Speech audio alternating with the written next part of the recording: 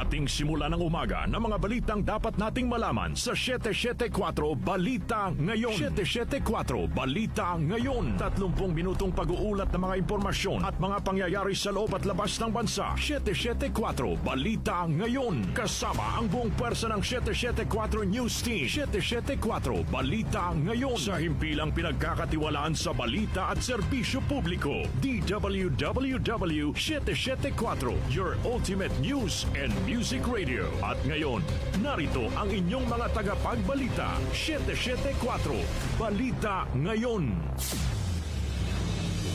774 Balita Ngayon.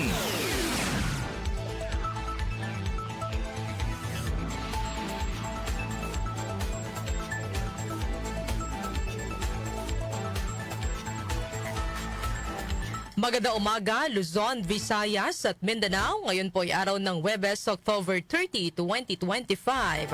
Mga narito na ang 774 Balita Ngayon. 774 Balita Ngayon. At sa ating pong mga headlines. Pagkasampa ng kaso kina Senador Jinggoy Estrada, Senador Joel Villanueva, dating Congressman Saldico at 3 iba pa inirekomenda ng ICI sa Ombudsman. 3 air asset ni dating Congressman Zaldico wala na sa Pilipinas ayon sa CAAP. 27 sa mahigit 50 contractors na iniimbestigahan ng COMELEC dahil sa umunay pagbibigay ng campaign donations noong 2022 elections, kinumpirma ng DPWH na may kontrata sa gobyerno. Batas na magbabawal sa operasyon ng Pogo sa bansa, pirmado na ni Pangulong Ferdinand Marcos Jr. 24 na mga senador nagsapubliko na ng kanilang salin. PNP binalaan ng publiko laban sa iba't ibang scam ngayong undas. Sa atin namang Metro News, 1 patay, 4 sugatan matapos sumalpok ang isang wing van truck sa traffic light sa Quezon City. Sa ating Science and Technology News, University of Perpetual Health naglunsad ng nanosatellite sa space. Sa atin naman Lifestyle News, white sandbar sa Manjuyod, Negros Oriental, pansamantalang isasara dahil sa water discoloration. Sa ating music trivia ngayong petsa nanguna sa UK chart ang album na ito ni John Lennon. Ano-ano ang mga kantang bahagi nito? Alamin. Sa atin naman pong balitang kakaiba, isang lungsod sa Spain, ipinagbabawal ang pag-aampon ng itim na pusa ngayong Halloween. Ang ating po oras, 6:38 ng umaga. Kami po ang inyong tagapagbalita, Darlene Olanyo. Ako naman po si Kenny Gacosta. Narito naman ang detalye ng mga balita. 774 Balita Ngayon. Inirekomenda ng Independent Commission for Infrastructure o ICI sa Office of the Ombudsman ang pagsasampa ng kaso laban kina Senador Jinggoy Estrada, Senador Joel Villanueva, dating ako Bicol Party List Congressman Saldico at 3 iba pa.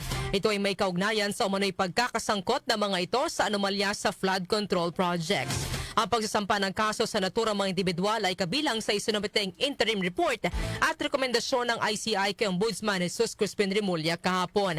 Ayon kay ICI Chairperson Andres Reyes, kabilang sa mga inirekomendang kaso ay direct o indirect bribery, corruption of public officials sa ilalim ng Revised Penal Code, corruption of public officers sa ilalim ng Anti-Graft and Corrupt Practices Act at plunder. Kasama rin sa mga inirekomendang makasuhan ay sina DPWH Undersecretary Roberto Bernardo, Commission on Audit o COA Commissioner Mario Gonzales de Pana at dating Caloocan Congresswoman Mitch Kahayon Uy.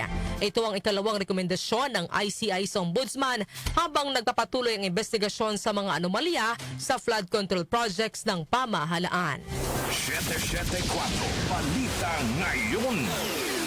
Wala na sa Pilipinas ang 3 air assets na konektado kay dating ako Bicol Party List Representative Zaldico. Ito ang kinumpirma ng Civil Aviation Authority of the Philippines o CAAP. Ayon sa CAAP, kasalukuyan ng nasa Kota Kinabalu sa Malaysia ang 2 Augusta Westland helicopters na tinatayang nagkakahalaga ng $16 million bawat isa.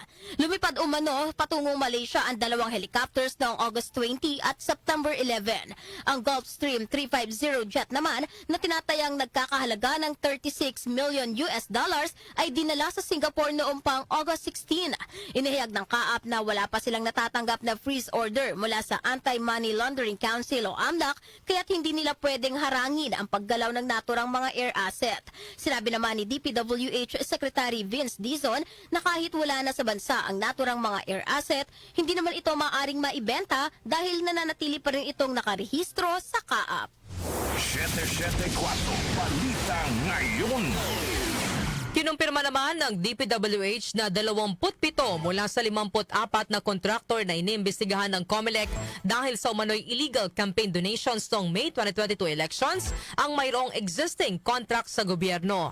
Ayon kay COMELEC Chairman George Garcia, nakasaad sa sertipikasyong ipinadala ng DPWH sa kanila na ang 27 construction firm ay mga government contractors mula pa noong 2010 hanggang 2025. Bukod dito, inihayag din ng DPWH na ang nalalabing 26 na mga construction firm na iniimbestigahan din ng COMELEC ay mga private contractors na. Kaugnay nito, sinabi ni Garcia na maglalabas sila ng show cause order laban sa 27 government contractors upang pagpaliwanagin sa umano'y mga donasyong ibinigay nila sa mga kumandidato noong 2022 elections. Samantala, Cavite 4th District Congressman Kiko Barzaga hindi na dapat pansinin ng Philippine Coast Guard. Detalye po ihatid ni Grace Mariano. Iginiit ni Bicol Saro Party List Representative Terry Ridon na hindi na dapat pansinin ng Philippine Coast Guard ang panawagan ni Cavite 4th District Representative Kiko Barzaga na ito ay buwagin. Ayon kay Ridon, hindi dapat pinag-uusapan kung dapat bang i-abolish ang PCG dahil ito ang pinakamahalaga na tumitindig, nasasaktan at napeperwisyo sa araw-araw na ginagawa ng China laban sa ating bansa. Punto pa ni Ridon, sino ba si Barzaga na hindi naman makakapantay sa ginagawa ng mga kawani ng Philippine Coast Guard na nasasaktan, tinatamaan ng water cannon at binabangga ng barko ng China pero patuloy na ginagawa ang lahat para sa bayan at sa mamamayang Pilipino. Ayon kay Ridon, hindi karapat-dapat si Barzaga na pag-ukulan pa ng komento ng Philippine Coast Guard na nakatutok sa misyon para ipaglaban ang ating paninindigan sa West of Philippine Sea. Ito dapat hindi pinapansin ng Coast Guard. Kasi dapat very mission-focused to yung Coast Guard para tindigan po yung West Philippine Sea. I think yung dapat pinag-usapan, pinag-debatihan kung tama ba o hindi yung trabaho ng mga magiging po natin Coast Guard dito. Hindi dapat pinag-usapan kung dapat bang ina-abolish yung Coast Guard dahil sila po yung pinakamahalaga tumitindig, nasasaktan at napiperwisyo sa bawat araw po na ginagawa ng China laban sa ating bansa tungkol sa mga lugar ng pinagdedebatihan, pinaglalaban ng territory sa West Philippines. So, sabihin, it does not deserve any comment of the Coast Guard dahil yung po Coast Guard, ginagawa po nila lahat para sa mga kababayan po natin. Yan po si Representative Terry Ridon. Ito si Grace Mariano para sa DW 774, your ultimate music radio. Maraming salamat, Grace Mariano. 774 Balita Ngayon. Sa iba pang balita, nilagdaan na ni Pangulong Ferdinand Marcos Jr. ang batas na nagbabawal sa operasyon ng Philippine Offshore Gaming Operators o POGO sa bansa at mga kahalintulad na aktibidad. Sa ilalim ng Republic Act No. 12312 o ang Anti-POGO Act of 2025, idineklara ng iligal ang pagtatayo, pagpapatakbo at pagsasagawa ng offshore gaming sa Pilipinas, pati na rin ang pagtanggap ng anumang uri ng taya para sa mga operasyon. Maging ang pagtatayo at pagpapatakbo ng mga POGO hub o site sa bansa ay ipinagbabawal na rin. Babawiin din ang mga lisensya at permit na dati nang inisyu na Philippine Amusement and Gaming Corporation o PAGCOR at iba pang katulad na ahensya. Kaugnay nito, inatasan ang Department of Labor and Employment o DOLE na gumawa at magpatupad ng mga programa na makatutulong sa mga Pilipino na maapektuhan ng pagpapatupad ng naturang batas. Samantala, Pangulong Ferdinand Marcos Jr. biyaheng South Korea ngayong araw para sa APEC Summit. Narito ang report ni Chanel Salazar. Matapos ang 47th ASEAN Summit sa Malaysia, biyaheng South Korea naman ngayong araw si Pangulong Ferdinand Marcos Jr. para dumalo sa ika-23 Asia-Pacific Economic Cooperation o APEC Economic Leaders Meeting sa Gyeongju. Mananatili ang Pangulo sa South Korea mula October 30 hanggang November 2 bilang tugon sa imbitasyon ni South Korean President Lee Jae-myung. Makasama ng Pangulo ang mga lider at iba pang kinatawan ng 21 bansa na bumubuo sa APEC. Ayon kay DFA Assistant Secretary Angelica Escalona, dadaluhan ng Pangulo ang Leaders Meeting, Leaders Dialogue kasama ang APEC Business Advisory Council at CEO Summit. Sa sidelines ng APEC Summit, magkakaroon rin ng pakikipagpulong sa ilang business leader at business executive si Pangulong Marcos. The meeting will gather leaders and representatives from APEC's 21 member economies. The President's participation is centered on advancing the Philippines' economic interests, forging deeper ties with APEC members, and reaffirming our commitment to APEC's vision of a more open, prosperous, and dynamic Asia-Pacific in a rapidly transforming regional landscape. Samantalang magkakaroon din ng wreath laying at tree planting ceremony ang Pangulo sa United Nations Memorial Cemetery sa Busan bilang pagbibigay pugay sa 7,420 Filipino soldiers na nakipagdigba noong kasagsagan ng Korean War, habang haharap rin si Pangulong Marcos sa Filipino community sa Busan. Patay sa DFA, nasa 70,000 ang Pilipino sa South Korea kung saan 42,000 dito ay OFW sa linya ng agrikultura, entertainment, fishing at household sector. Ako si Chanel Salazar ng DWWW 774, Your Ultimate Music Radio. Maraming salamat, Chanel Salazar. 774 Balita Ngayon. Kompleto na ang 24 na senador na nagsapubliko ng kanilang Statement of Assets, Liabilities and Net Worth o SALN. Kabilang sa mga latest na naglabas ng kanilang mga SALN ay ang mga natitirang miyembro ng minoriya na sina Senate Minority Leader Alan Peter Cayetano, Senador Ronald Bato de la Rosa at Senador Amy Marcos. Si Cayetano ay may assets na 110.66 billion pesos, liabilities o utang na higit 1.5 million pesos at net worth na 109.131 million pesos. Si De La Rosa naman ay may total assets na 61.31 million pesos, liabilities na 29.021 million pesos at net worth na 32.293 million pesos. Samantala si Senador Amy naman ay may total assets at net worth na 164.995 million pesos at wala itong utang. Nananatili pa rin pinakamayamang senador si Senador Mark Villar na mahigit 1.2 billion pesos na net worth, habang pinakamahirap pa rin si dating Senate President Francis Escudero na may 18.84 million pesos na net worth. Samantala, proposals sa mga senador sa 2026 budget sisimulan ng pag-aralan ng Committee on Finance Technical Working Group. Conde Batak sa detalye. Uumpisahan na ng Senate Committee on Finance na pag-aralan ng proposals ng mga ahensya ng gobyerno at ng mga senador sa 2026 national budget. Ayon kay Senate Committee on Finance Chairman Sherwin Gatchalian, ngayong tapos na sa committee level ang pagtalakay sa pambansang pondo, ay sisilipin naman nila mga panukalang amyenda sa mga susunod na linggo o bago ang muling pagbabalik sesyon sa November 10. Sinabi ni Gatchalian na pangunahing titingnan ng komite ang mga panukalang tapya sa budget sa ilang ahensya tulad sa mga GOCCs na may sariling pondo at ang mga natuklasang red flags sa DPWH sakaling hindi masuportahan ng mga dokumento. Ilan naman sa mga nakita ni Gatchalian na problematic agency na dapat tapyasan ng budget ay ang 8 billion pesos na farm-to-market roads ng Department of Agriculture na wala rin sa master plan ng ahensya.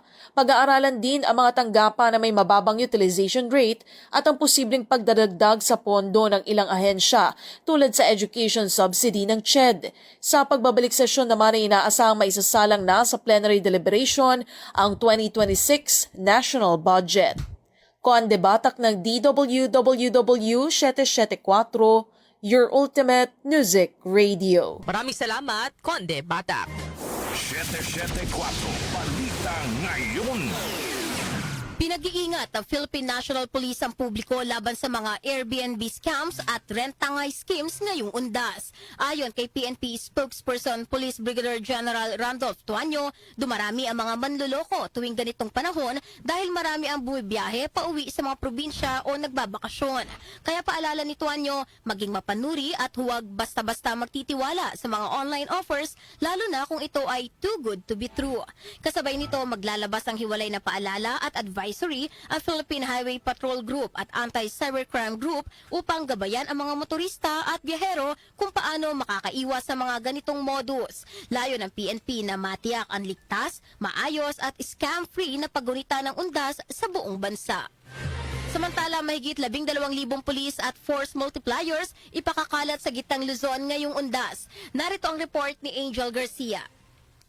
Bilang bahagi ng seguridad para sa paggunita ng undas sa ilalim ng Ligtas Undas 2025, mahigit sa 3,000 pulis ay ipapakalat sa mga sementeryo, memorial park, simbahan, terminal at mga puok-pasyalan sa buong gitnang Luzon. Bukod sa mga pulis, meron ding mahigit 1,000 na karagdagang tropa mula sa Armed Forces of the Philippines, Bureau of Fire Protection at Philippine Coast Guard na tutulong sa operasyon. Meron ding 7,600 na force multipliers na binubuo ng mga barangay tanod, radio group, civic organization at mga voluntaryo mula sa pribadong sektor na makikipagtulungan para mapanatili ang katahimikan at kaayusan. Ipoposte ang mga pulis sa 664 na sementeryo, memorial park at kolumbaryo, 139 na Motorist Assistance Center, 611 na Police Assistance Desk, gayon din sa mga puok pasyalan at transport terminal sa buong rehiyon. Tatagal ang deployment ng mga pulis at augmentation forces mula October 29 hanggang November 5 upang matiyak na tuloy-tuloy ang seguridad, traffic management at emergency response operation sa buong panahon ng undas. Angel Garcia ng DWWW 774, your ultimate music radio. Maraming salamat sa iyong report, Angel Garcia. 774 Balita Ngayon. Ati po oras, 8 minuto. Bago alas 7 ng umaga, kami pa rin po ang inyong tagapagbalita, Darlene Olanyo. Ako po si Kenny Gacosta. 774 Balita Ngayon. Metro News. Metro News. Patay ang isang pahinante habang 4 na iba pa ang sugatan. Makaraang sumalpok sa traffic light sa Quezon City ang isang wind van truck na may kargang sako ng harina.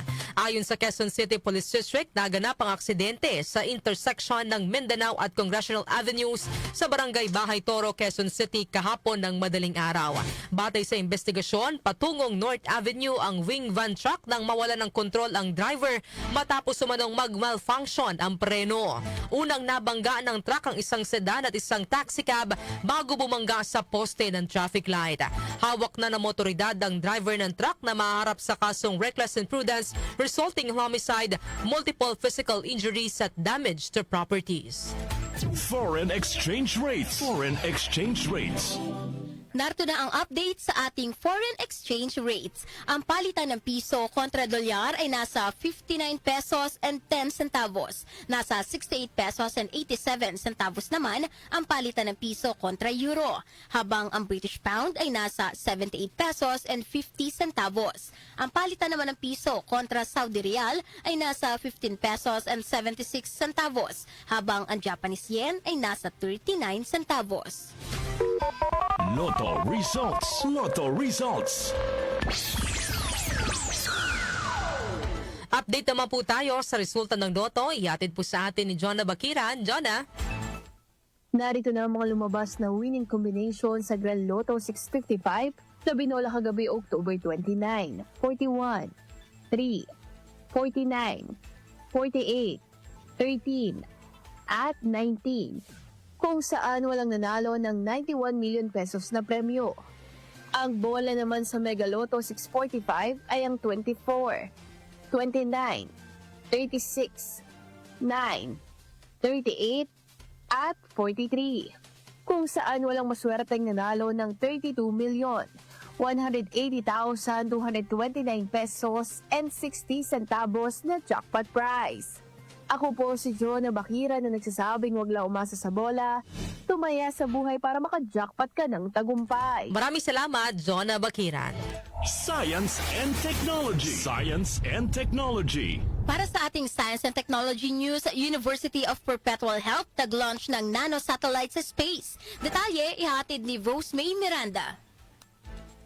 Nagpalipad ang University of Perpetual Health System Delta o UPHSD ng isang nanosatellite sa Kalawakan noong linggo na layong mangalap ng imaging data upang suportahan ang mga application para sa marine traffic, greenhouse gas detection at storm surge at tsunami monitoring. Ang Perpetual Satellite 1 ay inilunsad mula sa Tanegashima Space Center sakay ng unmanned cargo spacecraft HTVX-1 ng Japan Aerospace Exploration Agency na dinala ng H3F7 rocket. Pagkalapag ng HTVX-1 sa International Space Station, ang Perpetual Satellite 1 ay ilalabas sa low Earth orbit sa ika-19 ng Enero ng susunod na taon para sa store and forward mission nito. Ayon sa UPHSD, mangungulekta ang nanosatellite ng datos sa Earth imaging para sa iba't ibang application gaya ng marine traffic, greenhouse gases at data para sa kamakailang inilunsad na Project Dagat o Deploying Acoustic Guardians Advanced Tsunami Detection ng UPHSD na tumutulong sa pagdetect ng mga tsunami at storm surge. Bahagi rin ng misyon nito na itest sa mga equipment tulad ng commercial off-the-shelf global positioning systems at isang anisotropic magneto-resistance magnetometer na makakatulong sa mga navigation system at ipapadala naman sa PerpSat-1 ground station na matatagpuan sa CTHM building ng UPHSD Las Piñas Campus ang makokolektang datos nito. Ang Perpetual Satellite 1 ay ang unang nanosatellite mula sa isang pribadong universidad sa Pilipinas sa ilalim ng ASEAN Sat Consortium at inilunsad katuwang ang University Technology Mara ng Shah Alam, Malaysia, King Mongkut University of Technology North Bangkok ng Thailand at Kyushu Institute of Technology ng Japan. Manatiling may kaalaman sa agham at teknolohiya sa gitna ng pagiging moderno ng ating mundo. Ako si Rose May Miranda ng DWWW Shatter 4, Ultimate Music Radio. Maraming salamat sa iyong Science and Technology News, Rose May Miranda. Lifestyle News. Lifestyle News. Sa atin naman po lifestyle news, White Sandbar sa Manhuyod, Negros Oriental, pansamantalang isasara dahil sa water discoloration. Detalye po ihatid ni Mika Fajardo. Iniutos ng local government unit ng Manhuyod sa Negros Oriental ang suspensyon ng pagbisita sa kanilang White Sandbar dahil sa water discoloration sa lugar na di umano'y sanhi ng pagtagas ng ethanol na nagmumula sa lagoon dike ng isang distillery. Ayon kay Mayor Rafi Alipio Andaya, gumuho ang dike dahil sa mga bitak na dulot ng lindol at patuloy na malakas na pagulan sa nakalipas na ilang araw. Nagdulot ito ng pagtagas ng wastewater effluent sa mga kalapit na daanan ng tubig na nagre-resulta sa discoloration ng tubig na nakaapekto sa mga baybaying dagat at kapaligiran ng dagat ng Manhuyod. Idinagdag ni Andaya na ang suspensyon ay pansamantala lamang hanggang sa bumalik na sa normal ang sitwasyon sa lugar. Sakop ng kautusan hindi lamang ang pagsuspende sa pagtanggap ng bisita, kundi pati na rin ang lahat ng mga aktibidad na may kaugnayan sa turismo sa Manhuyod White Sandbar. Kaugnay nito nakipag-usap na ang lokal na pamahalaan ng Manhuyod sa mga kinatawan ng kumpanyang nagmamay-ari ng Lagoon Dike, kasama ang mga kinatawan mula sa Department of Environment and Natural Resources at Department of Agriculture. Ang Manhuyod Sandbar ay isa sa mga pangunahing atraksyon ng Negros Oriental na kilala sa malinaw nitong tubig at mga dolphin watching activities. Ako po si Mika Fajardo ng DWWW Shatter 4, your ultimate music radio. Maraming salamat, Mika Fajardo. Music Trivia. Music Trivia. Para sa ating music trivia, ngayong petsa na ito, October 30, taong 1971, nanguna sa UK chart ang Imagine album na ikalawang solo studio album ng isa sa mga miyembro ng English iconic rock band na The Beatles na si John Lennon. Ang Imagine album ay nirecord noong mid-1971 na nirelease naman noong September 1971 din sa ilalim ng Apple Records. Kasama ni Lennon bilang producer ng album ang kanyang may bahay na si Yoko Ono. Gayon din ang American record producer and songwriter na si Phil Spector.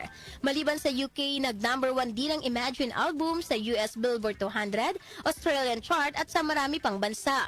Ilan sa kanta na bahagi ng Imagine album ay ang Ka-Imagine, Jealous Guy, Oh Yoko, It's So Hard at ang How Do You Sleep. Ang naturang album ang itinuturing na best solo works ni John Lennon, habang ang awiting Imagine naman ang kinikilala bilang signature song niya. Niranggo din ang Imagine album sa ika-80 pwesto sa listahan ng Rolling Stone magazine na 500 greatest albums of all time. Balitang kakaiba! Sa atin namang pong balitang kakaiba, isang lungsod sa Spain, ipinagbabawal ang pag-aampon ng itim na pusa ngayong Halloween. Detalye po ng balitang kakaiba, ihatid po sa atin ni Albert Antivo or Doc Justin. Magandang umaga, Doc Justin. Yes, good morning mga ka-music. Narito nating balitang kakaiba ngayong araw na ito. Pansamantalang ipinagbabawal sa lungsod ng Terrassa sa Barcelona, Spain, ang pag-adapt ng itim na pusa ngayong Halloween. Ayon sa mga otoridad, anumang request hinggil sa pag-aampon ng mga itim na pusa ay hindi aprobahan mula October 1 hanggang November 10 upang maiwasan na magamit ang mga pusa sa mga ritual na may kinalaman sa Halloween. Inihayag ni Animal Welfare Councilor Noel Duque na mula noong nakaraang linggo ay tumaas ang bilang ng adoption request para sa itim na pusa para sa ritual purposes o hindi kaya ay para gamiting dekorasyon. Ibinabala ng Animal Welfare Groups ang posibilidad na masaktan o mapatay ang mga pusa sa oras na gamitin sila sa mga ritual bilang props. Magbabalik naman ang normal adoption and posterior process pagkatapos ng Halloween. Ayan mga kanyosika. Siyempre yung Halloween ay kumbaga bahagi na yan ng tradisyon, ano? Tinatawag na tradisyon, pero yun nga kung gagamitin ng mga hayop sa pananakot at sila'y masasaktan, talagang maling-mali iyon, ano? Tama. Correct. Hindi sila dapat madamay diyan sa trick or treat. Pero ganun pa man, in-encourage nga na mag-start na lang ng mga anong tawag nito, mga santo, no? Katoliko. Yes. Mga santo ang mga kabataan. Lalo sa November 1. Dahil yan naman ay All Saints Day. Pero siyempre doon sa Catholic faith yun. Ano? Iba talaga nag-celebrate ng Halloween ng mga may katatakutan. Pero talagang ganon. Ang mga kabataan nag-enjoy din naman sa trick or treat. So talagang bahagi din yon ng kaligayahan tuwing November. Okay, pero na huwag natin kakalimutan ang alaala ng ating mga yumao ngayong undas. Ipagdasal natin sila. Ako si Doc Justin, just out na ako. Thank you! Maraming salamat, Doc Justin, sa ating balitang kakaiba. Thank you, Doc. Tama yun, partner, no? Oo, kasi syempre yung mga pusa, may buhay din naman yan. Correct. Hindi yan dapat ginagamit na mga props para dyan sa mga Halloween rituals, mga Halloween ano ba yun, yung mga... Pinananakot Oo, kasi. diba? Pero sa Italy, partner, alam mo ba yan, kapag ikinakasal ang mag-partner, may itim na pusa. Oo. Bilang, daw yun sa kanila, pampaswerte. O, talaga? Diba? Positive side naman. Oo. Yung sa iba lang talagang parang negative ang dating pag-block ka. Diba, yun kasi nakasanayan natin, even dito sa Pilipinas, diba? Pag sinabi mong itim na pusa, naku, may Pag nakasalubong negative, ka daw, na diba? hatid yung, kahit nga pag-aalaga ng itim na pusa, parang iniiwasan ng iba. Kawawa naman yung mga Kawawa itim na naman. pusa. Hindi naman nila choice na maging kulay itim sila, diba? Oo. Pare-pareho lang naman yan, kahit ano pang kulay niyan, diba? Correct. So yung mga kanyusik, ang ating balitang kakaiba, hatid sa atin ni Doc Justin. Ito, bago tayo matapos sa ating balitaan, ito muna ang ating question of the day, ang ating pong topic na bibigyan po natin ng opinion sa ating programang Opinion Mo, Opinion Ko.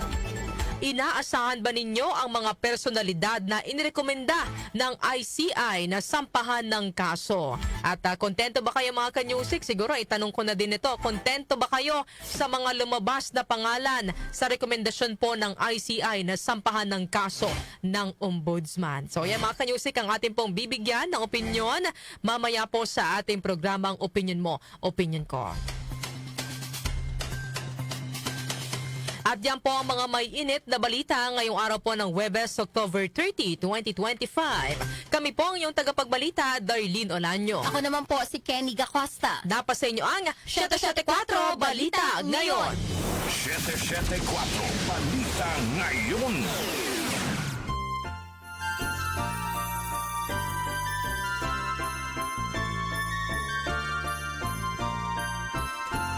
Mayroon na lamang po tayong 56 days bago ang araw ng Pasko.